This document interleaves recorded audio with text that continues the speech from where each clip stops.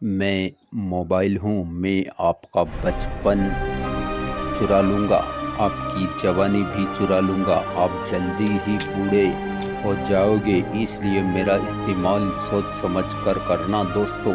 मेरे फ़ायदे हैं तो नुकसान भी हैं।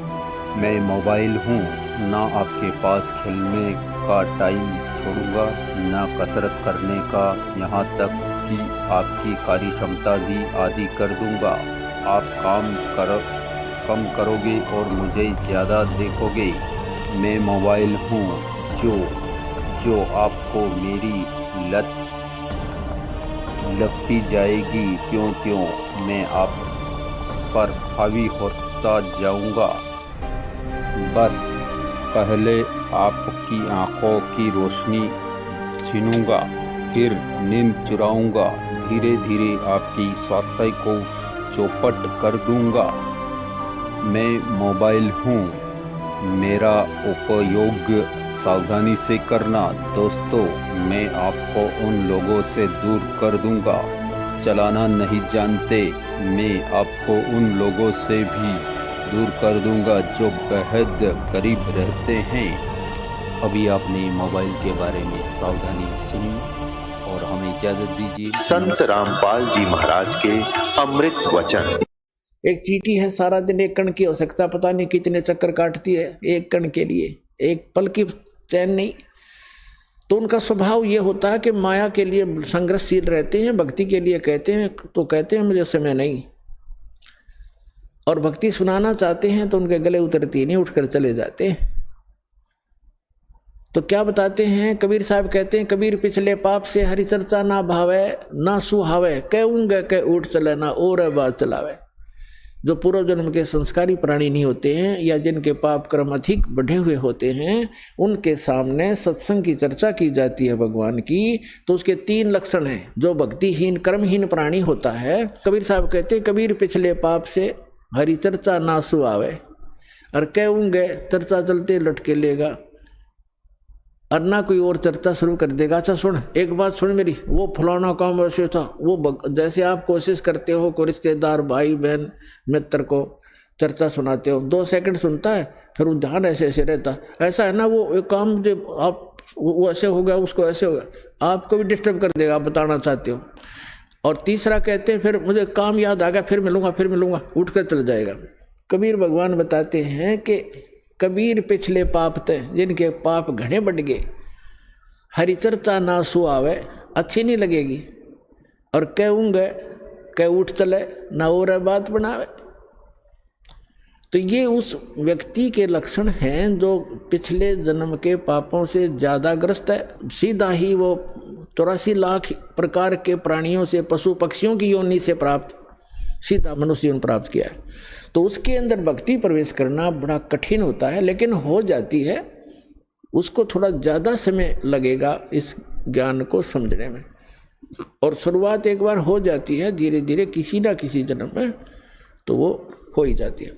एक कागभूषण नाम के, अपने पुराणों में भी इसका प्रमाण आता है, कागभूषण नाम के एक महापुरुष हुए हैं, और एक गरुड़ जी जो श्री विष्णु जी के वाहन माने जाते हैं। इन दोनों की एक बार आपस में चर्चा हुई। कागभूषण कैसे हैं, उनका बाकी का शरीर मनुष्य सदृश है, लेकिन चोंच और ऊपर का हिस्सा जो मुंह है वो कौवे का है, उसको कागभूषण कहते हैं। इन दोनों की आपस में एक बार चर्चा हुई। कागभूषण से गरुड़ जी ने पूछा, हे भूषण जी, आपके पास बैठने से मुझे बहुत शांति मिलती है।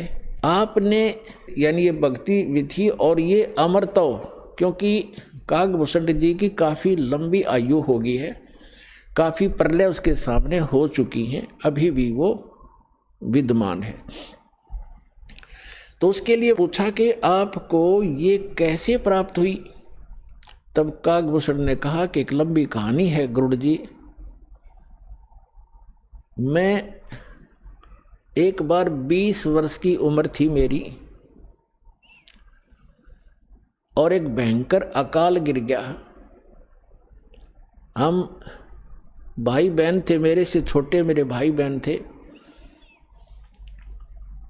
उस अकाल के दौरान वो भूख सहन नहीं कर सके, उनकी मृत्यु होगी। मेरे माता पिता की भी मृत्यु होगी, वो भी भूख सहन नहीं कर सके।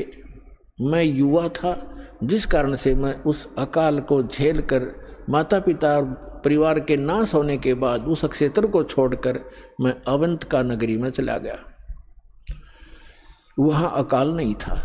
उससे पहले मेरे असंख्य जन्म चले गए, मनुष्य जीवन मैंने बर्बाद कर दिए, कभी मैंने भक्ति नहीं की, क्योंकि वो पिछले जन्म मुझे अब मेरी दिव्य दृष्टि खुल जाने से नजर आ रहे हैं कि पिछले मानव शरीर मैंने कैसे बर्बाद किए थे।